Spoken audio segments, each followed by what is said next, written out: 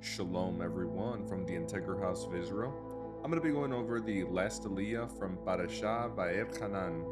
I'll be reading today from the book of Deuteronomy, chapter 7, verses 1 through 11. And I'll also be reading from the book of Luke, chapter 10, verses 25 through 37. When the Lord your God brings you into the land you are about to enter and occupy, he will clear away many nations ahead of you, the Hittites, Girgashites, Amorites, Canaanites, Perizzites, Hivites, and Jebusites.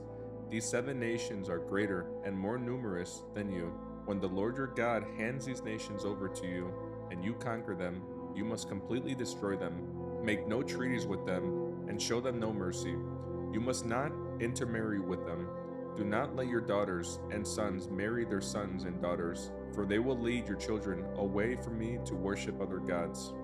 Then the anger of the Lord will burn against you, and he will quickly destroy you. This is what you must do. You must break down their pagan altars and shatter their sacred pillars.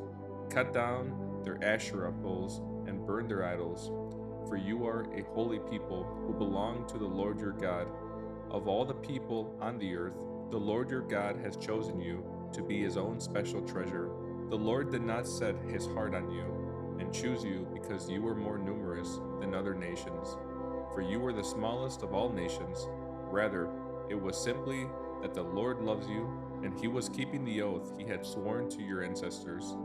That is why the Lord rescued you with such a strong hand from your slavery and from the oppressive hand of Pharaoh, king of Egypt. Understand, therefore, that the Lord your God is indeed God. He is the faithful God who keeps his covenant for 1,000 generations and lavishes his unfailing love on those who love him and obey his commands. But he does not hesitate to punish and destroy those who reject them. Therefore, you must obey all these commands, decrees, and regulations I am giving you today. Next, I'll be reading from the book of Luke, chapter 10, verses 25 through 37. One day, an expert in religious law stood up to test Yeshua by asking him this question: "Teacher, what should I do to inherit eternal life?" Yeshua replied, "What does the law of Moses say? How do you read it?" The man answered, "You must love the Lord your God with all your heart, all your soul, and all your strength, and all your mind, and love your neighbor as yourself." "Right," Yeshua told him, "do this, and you will live." The man wanted to justify his actions, so he asked Yeshua, "And who is my neighbor?" Yeshua replied with the story: a Jewish man traveling from Jerusalem down to Jericho, and he was attacked by bandits. They stripped him of his clothes, beat him up, and left him half dead beside the road. By chance, a priest came along, but when he saw the man lying there, he crossed to the other side of the road and passed him by. A temple assistant walked over and looked at him lying there, but he also passed by on the other side.